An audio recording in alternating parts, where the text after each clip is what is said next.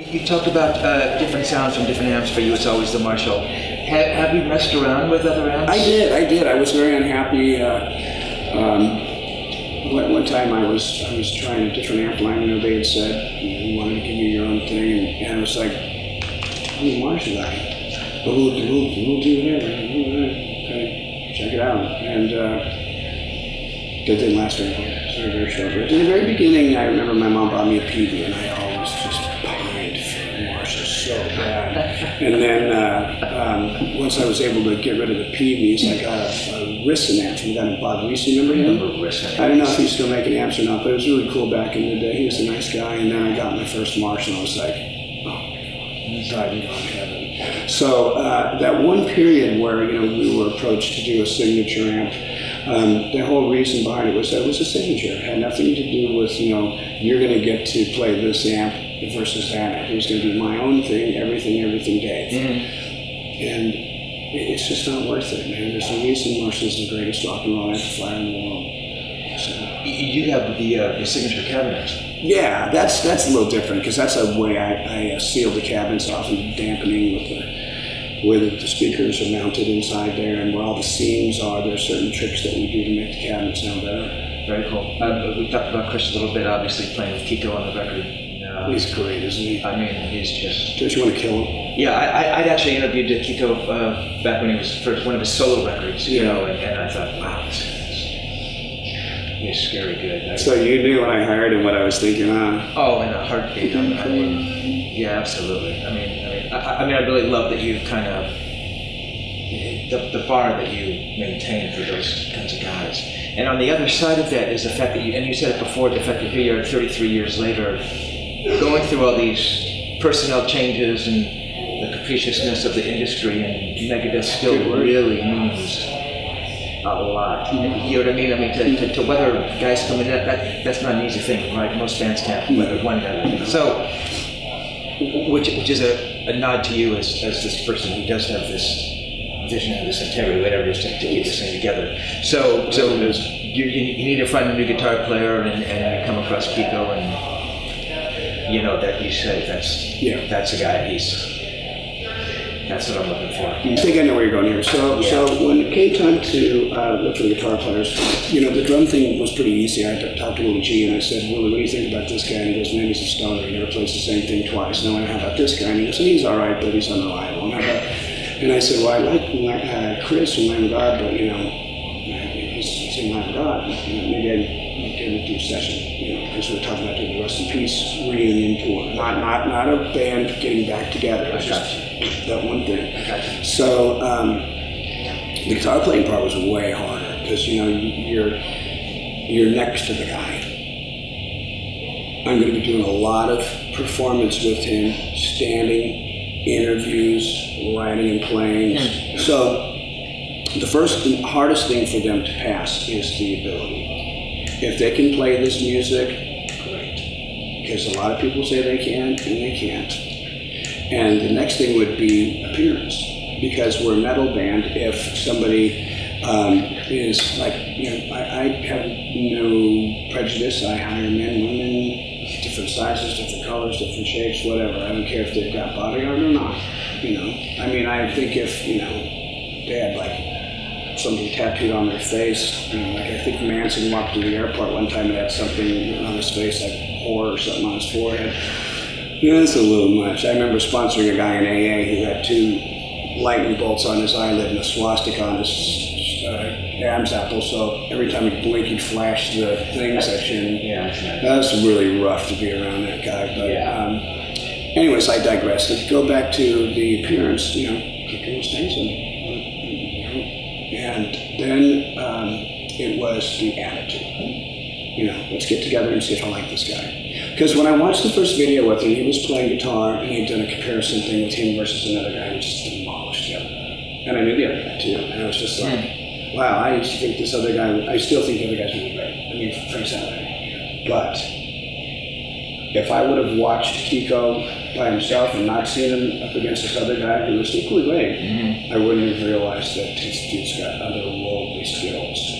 And I call up Ellison and I go, hey man, this is after me going through 20 guitar auditions and I'm so exhausted. I said, I think I found this guy named Kiko Guerrero. And he goes, oh, I know that guy, I play with him. I went, yeah, I'm gonna kill you, why didn't you tell me this? So, and it just, everything else was great after that. He's a lovable, fun guy, he's very smart, he's fit in really well and the fans love him. And they eat him up. And, the great thing for us is we've always had guys that the fans really warm up to. Now, whatever happens with us personally and how we continue to go on and do business or not, a lot of that is because of, what our goals are as a business.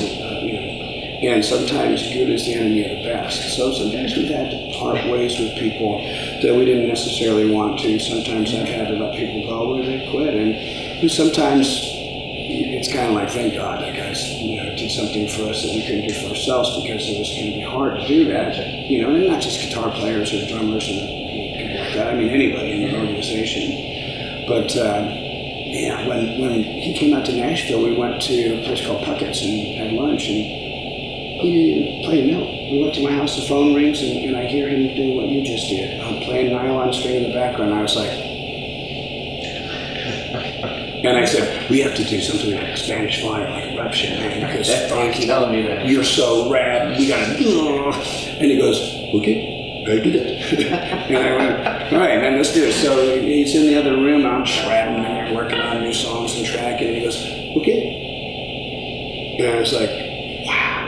And so we kind of moved it around a little bit, kind of built it, had to anticipate kind of, or not so much orchestration, but more about, having him see my vision. Because I was thinking, I told him, I said, I want this to be something like, if you're watching 300 and they come up over the cliff and you see all those people down there and you're going like, it's time for us to kick some ass and we're probably not going to make it out of here alive, but let's have some fun, And when it came into when he did the solo, the first solo I heard on the record, first solo I've ever seen this man do, my jaw dropped open. I was just mesmerized. And the cool thing about him is there's a lot of other guitar players, if you went up to them and said something like this, their heads would get big and you'd be like, I'm never going to compliment you again because you're an asshole. But he just kind of took it in stride, like, oh, dudes. Yeah. So I think that's great. Humility is really sexy when you're that good.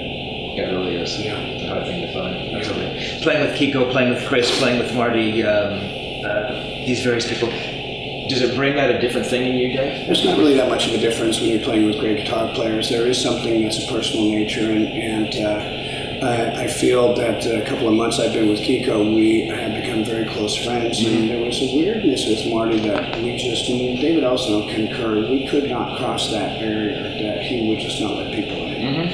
Poland and I had a very turbulent time, and Jeff Young I never really got that close to either. With Kiko, we have so much fun just goofing around and doing silly stuff all the time. I think that's important because when you leave home and you're gone for this long and you're with a guy that you barely know, it could be really bad. Absolutely. And it's still fun for you, Dave? Absolutely. And you still get Absolutely. that? Yeah, you'll see tonight, unless you're leaving. You'll see tonight. It's really fun for us because, we make people happy. And I think that's probably the most important thing right now, especially in these days that we're living in right now with no real certainty of, where our nation's going.